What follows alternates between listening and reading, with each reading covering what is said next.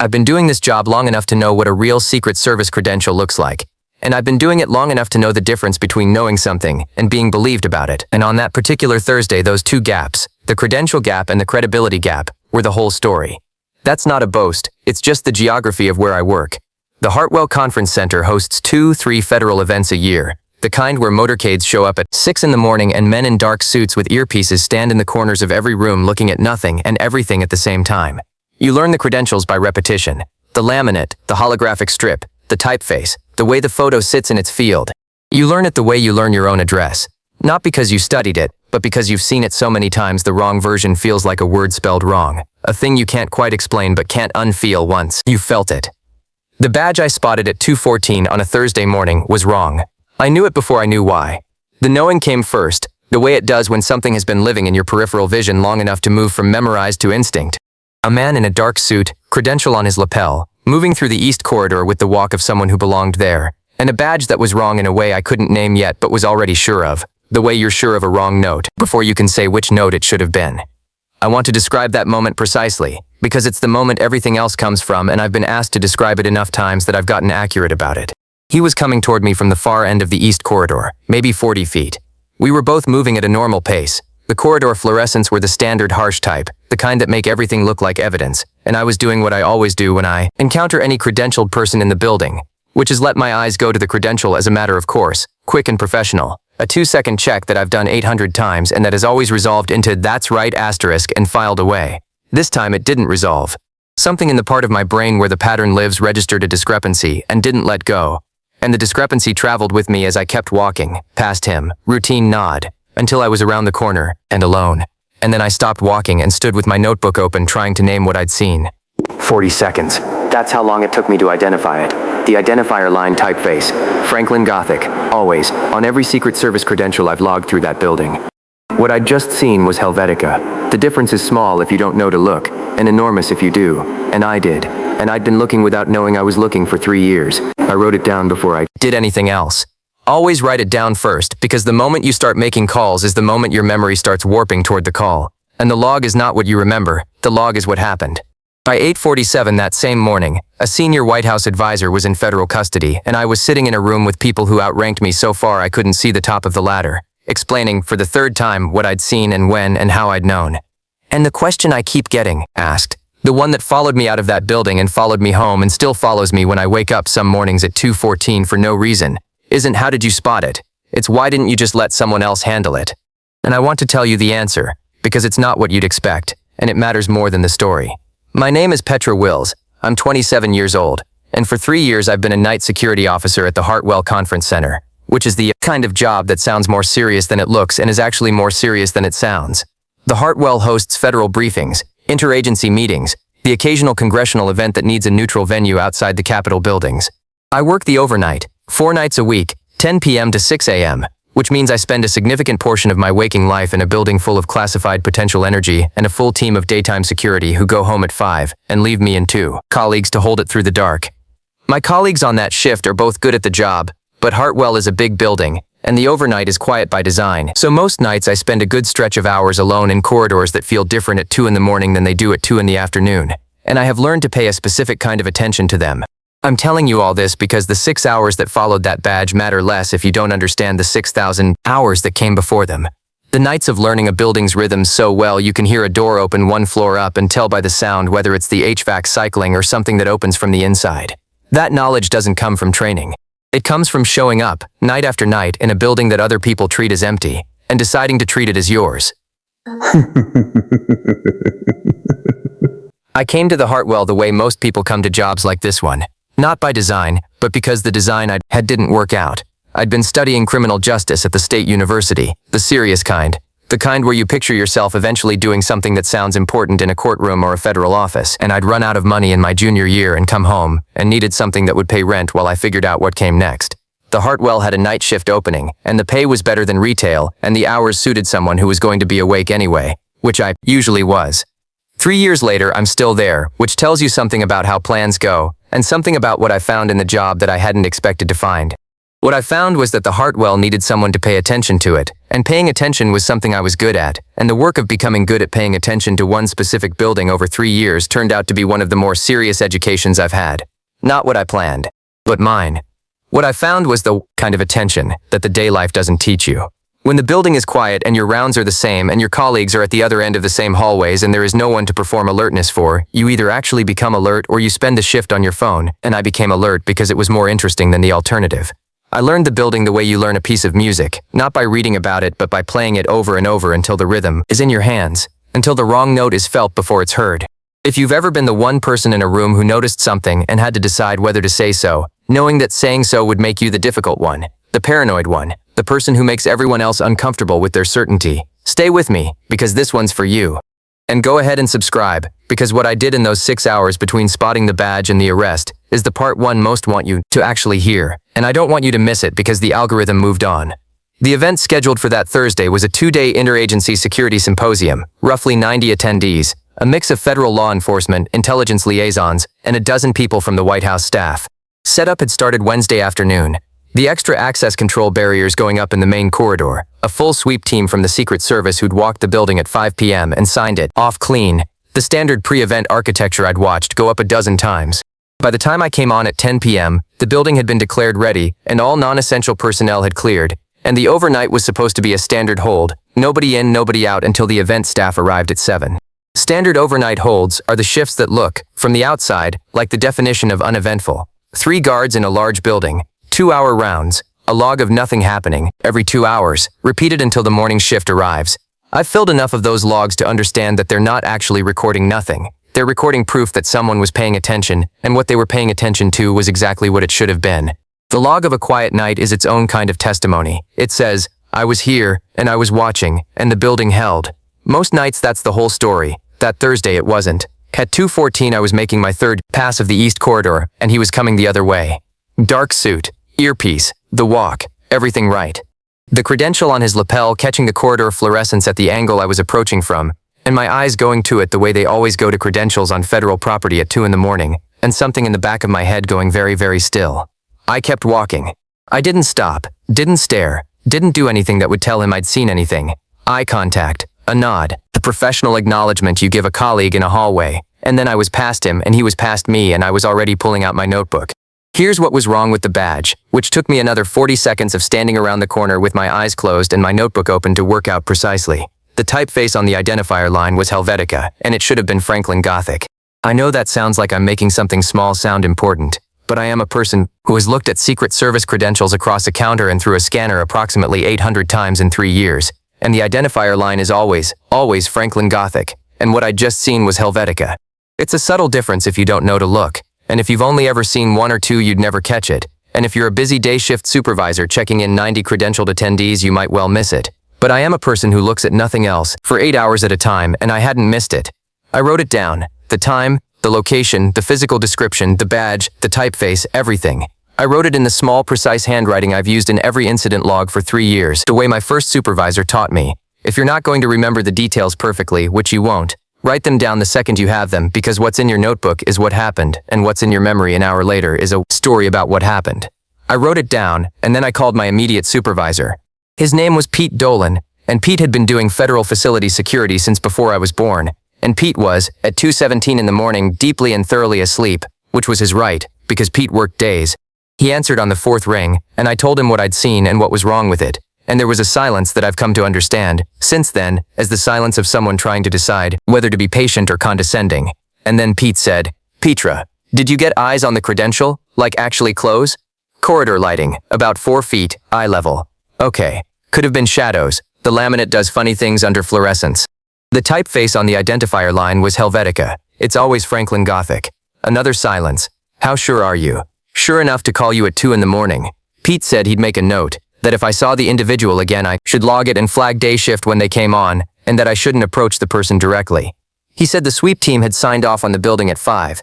He said the credential check protocol at the event entrance would catch any anomaly in the morning when the event staff arrived. He said good night, in the way that meant he meant it as a gentle dismissal rather than a pleasantry. I said good night. I went back to my rounds. Now here's the moment I want to talk about, the one that isn't in any official report because it's not an action, it's a choice, and choices don't get logged. The moment between Pete hanging up and me going back to the corridor. The moment of deciding. Pete wasn't wrong, technically. The morning credential check would catch it, if there was anything to catch. I had done the correct thing by reporting.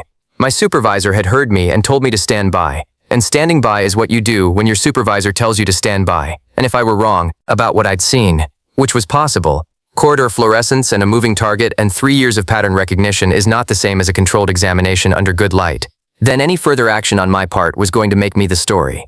The night shift officer who called her boss twice about a font and then spent 2 hours tracking a legitimate agent around the building and wrote 8 pages of notes about his perfectly normal secondary sweep. That story travels. I knew how it would sound when Pete told it. I knew how it would sound if I was wrong. I also knew, with the specific physical certainty that lives in the body and not the head, that the typeface was wrong, and the man had been in the AV room and something in the building was off in the way I'd learned to trust after 3 years of nothing being off. That knowing is not the same as proof, it's not the same as certainty, it's a probability that comes from inside the repetition, and it is the best instrument I have, and it was telling me to keep looking.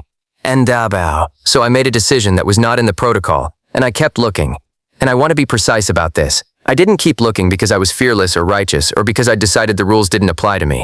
I kept looking because the alternative was going back to my rounds and trusting the process and writing a log of nothing and coming in the next day to find out I'd been right. And I couldn't do that. I couldn't live in the version of Thursday where I had the information and chose not to use it because it was uncomfortable to be the person who called their boss 3 times about a font. That's all it was. Not heroism. Just, I couldn't live in that version of it. I found him again at 2:51, in the building's lower-level corridor near the AV equipment room that had been unlocked for event setup the previous afternoon, which was a place he had no business being whether his credential was genuine or not. Because the AV room wasn't on the Secret Service's sweep perimeter, it was on the event vendor access list, and a legitimate agent doing a secondary sweep would have no reason to be there alone at 3 in the morning. I logged it from the corridor junction, stayed in my sight line without entering his, and wrote down what he was doing, which was standing at the door of the AV room with something in his hand that might have been a keycard reader or might have been something else, and I wrote, uncertain, distance 12 feet, angle limited, next to that observation because my notebook is honest even when I wanted to say more. I called Pete again at 2:53. He answered on the second ring this time, more awake, but the answer was essentially the same. He could be doing a secondary sweep. The perimeter can be adjusted by the detail lead. Could I observe without approaching? Log everything and flag day shift. He'd make a note. Pete, I said, is there a way to confirm with the detail lead whether they have personnel in the lower level tonight? Pete said he'd try to reach the on-call point of contact and let me know. He called back 8 minutes later and said the on-call wasn't picking up and he'd left a message. I said okay, and went back to my rounds, and the lower level corridor was empty by the time I returned to it, and I found the man again at 3:11 in the corridor outside the main briefing room, walking slowly, looking at the door. I want to tell you about the decision again, the one I keep coming back to. Not the first one, whether to make the initial call, but the second and third and fourth, the ones you have to make in the middle, after the system has heard you and told you to wait, and you have to decide whether you trust what you're seeing more than you trust the instruction.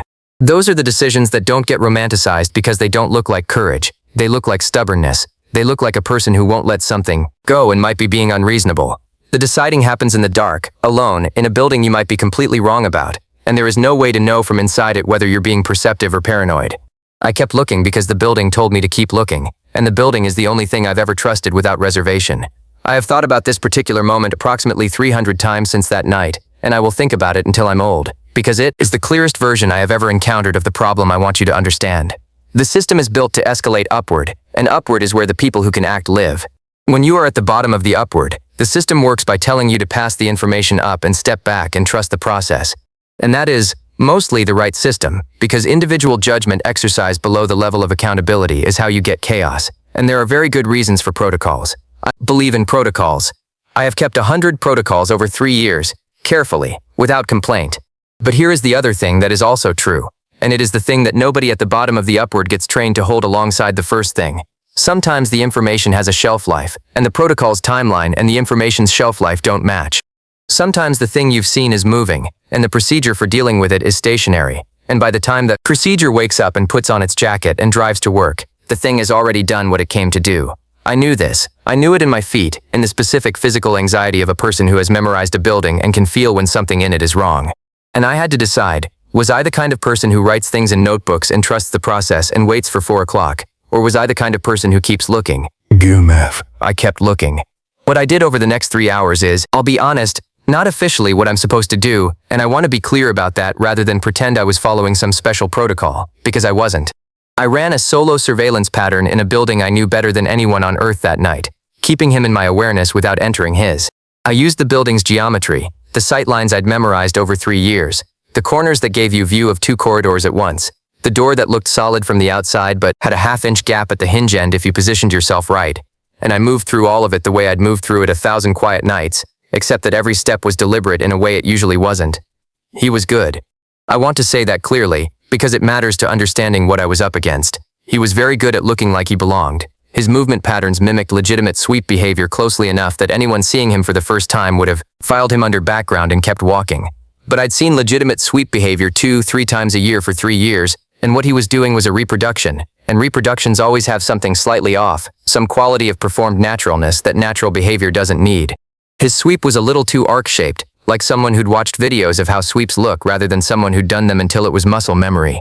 His attention kept returning to the lower level corridor in a way that a legitimate secondary sweep wouldn't. A proper sweep is progressive. It covers and moves, it doesn't revisit. He was circling. I logged every contact. The obsessive completeness of the log was a decision, not a reflex. I understood that if I was right, the log was the architecture of the case, and if I was wrong, the log was the architecture of my defense, and either way it needed to be complete. Time, location, duration, behavior, what I could and couldn't see, from my position, confidence level for each observation. I filled 8 pages of my notebook between 2:51 and 5 a.m., the kind of record that a supervisor or an investigator could read and reconstruct not just what happened, but how I knew it, which is the only kind of record that actually matters when your word is the only evidence you have. At 3:47 he was in the briefing room for 2 minutes and 40 seconds. I know the duration because I counted it in my head while pressed against the corridor wall 6 feet from the door, close enough to see through the narrow glass panel that the door has at eye level, far enough that I wasn't in his sightline if he turned toward it. He was near the podium area, and his hands were doing something low and specific, and he'd know what it was and I wouldn't be able to tell from where I stood. And I wrote down what I could see, and I wrote down the confidence level as medium, angle limited, and I kept watching. At 4:02 I called Pete Dolan a third time and I said the words I'd been composing since 2:51. He's been in the briefing room. Pete went very quiet. Then, say that again. The man with the wrong credential has been in the briefing room, at the podium area, at 3:47 this morning. 2 minutes 40 seconds elapsed. I opened my notebook on the page I'd been building for 2 hours. I have a log of every contact since 2:14, times, locations, durations, behaviors. The briefing room is not on the sweep perimeter. Neither is the AV room, which he visited twice. He has made 6 contact events with areas a legitimate secondary sweep would not revisit. I'm telling you the typeface was wrong and I'm telling you he was in the briefing room and I need someone here who can detain him because I'm one person with a radio. The silence this time was completely different from the first 2. The first 2 had been the silences of a man managing a situation he found unlikely. This one was the silence of a man who had started moving before he'd finished listening. Stay on him, Pete said. Don't approach, don't let him make you. I'm on another call right now, Federal, stay on channel 3. He was gone before I finished saying okay. 45 seconds later my radio clicked. Pete on the secondary channel, the quiet one we use for non-routine communications. Federal detail rolling, ETA 12 minutes, stay on him, don't engage, eyes only. I clicked twice to confirm and pocketed the radio and moved back to my sight line. And the east lower corridor was empty, and I did the breathing thing, and I found him on my security tablet's camera feed heading up from the lower level, and I tracked him on screen with one eye, and watched the corner with the other, and I counted. 12 minutes. Federal personnel came in through the loading dock at 4:19, quiet and organized, the kind of organized that doesn't need to announce itself. They had the building map from my file. They had my log, which I'd photographed and sent to Pete in 8 images 2 minutes after he hung up. They had 17 minutes to get into position before the subject made his third pass toward the service exit. He was detained at 5:17 a.m. near the service loading dock, and the specific details of what they found and where it had been placed are part of a public court record now, and I'll let the record speak for itself. What I'll tell you is that the briefing room was the right room, and the podium platform was the right place, and the device was real, and the symposium attendees who would have been in that room at 9 o'clock that morning included people whose names are in the news regularly, and I don't make the list of what might have happened because lists like that are a way of living inside the worst version of a night that didn't end that way. By 6 a.m. the building was surrounded by vehicles I'd never seen in that parking lot, and the event was postponed, and I was in a conference room explaining, for the second time, what I'd seen and when and how I'd known to people who outranked me by distances I couldn't measure, and I was very calm. Because I had 8 pages of notes and the truth does not get harder to tell when you've been telling it since 2:17 in the morning. He was not Secret Service. The forged credential had passed every electronic scanner because the chip inside was legitimate. obtained through means that are now a separate investigation. And what failed was not the chip, but the typeface on the identifier line, which a night shift guard who'd spent 3 years looking at the real thing saw in corridor fluorescence at a distance of 4 feet and wrote in a notebook before she fully understood why it was wrong. The senior White House advisor arrested that morning had brought this contractor into a previous event 18 months earlier and had provided, according to investigators, both the access and the motive. That part of the story is bigger than my part, and darker, and more political, and it belongs to other people to tell. My part is the corridor and the notebook and 3 phone calls in the 8 hours between 10 p.m. and the moment the right people finally walked through the loading dock door. Before I tell you the part about what came after, and it is not what you'd expect, not triumphant, genuinely complicated, let me stop and ask you something, because I've been building to it since the beginning. Have you ever been the one who noticed and called it and gotten the first no, and had to decide whether to make the second call? Tell me in the comments. I want to know what you did. And subscribe if you want to hear what 3 years of overnight shifts teaches you about the difference between knowing something and being believed about it, because the gap between those two things is the whole story. Here is the complicated part. Nobody threw me a parade. I want to be very clear about this, because I've seen how these stories get told when the people who tell them are trying to make everyone feel good, and I want to tell the true version, because the true version is more useful. There were thank yous, sincere ones, from people who understood what had nearly happened and what had stopped it. The specific warm gratitude of people who have had a morning interrupted by the understanding that they were standing very close to the edge of something and want to shake the hand of the person who moved them back. There were commendations, formal ones, in writing, in my file, from agencies I'm proud to have them from. There was a senior person, a very senior person, who sat across a table from me and told me the quality of my log was exceptional, and that my instincts were outstanding, and that the federal security community would be hearing about this work, and I believe all of that was sincere, and I'll take every word of it. But I'm my own supervisor at 2 in the morning. That's the thing about the overnight. There's no one to impress, no performance to give, no manager walking the floor. The attention I bring to those corridors is mine, chosen, not performed. And what I've come to understand is that the choosing, over and over, night after night when nothing happens, is its own kind of discipline, is what makes you ready for the night when something does. The day shift team who slept through the whole thing went on for a while not knowing the details, because information inside these systems flows in specific directions and the night guard was right and we were asleep, is not a shape that institutional storytelling moves toward naturally. The story of what happened, as it settled into the official version, has a shape that makes the protocol look like it worked, which in the end it did, just with one person running considerably outside her designated lane for 3.5 hours before it did. I'm not saying this to be bitter. I'm saying it because I think the truth of it is more useful than the clean version where the hero gets the reward and the system vindicates itself seamlessly and everyone learns the lesson. The real lesson is smaller and harder.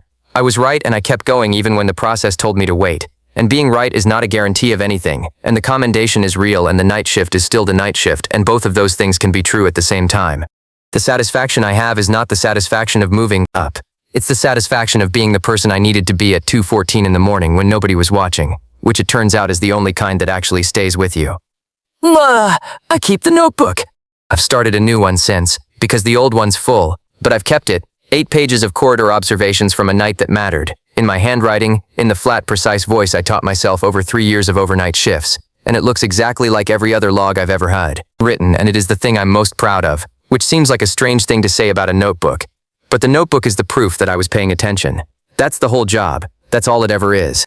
Here is what all of it taught me, the thing I'm still working out how to say cleanly, but I'm going to try. The people at the bottom of the ladder are not interchangeable. The night guard is not a placeholder for the concept of security. She is a specific person with a specific number of hours in a specific building, and those hours are a form of knowledge that cannot be replicated by a more senior person who showed up later with better credentials. There is something built in the long, dark, repetitive shifts of a job that looks, from the outside, like doing nothing much. A knowledge of the specific corridor at the specific hour, that doesn't live in a briefing document or a chain of command. It lives in the person who kept showing up when nobody was watching and paid attention anyway, for no immediate reward, out of some stubborn belief that the paying attention mattered even when nothing was happening, because the paying attention is what makes you ready for the night when something is. I knew that building at 2:14 a.m. the way I know my own handwriting. That knowledge is not less because I'm a night guard and not an analyst. It is not less because the first person I called didn't immediately act on it, or the second. It is not less because the electronic scanner said the chip was clean.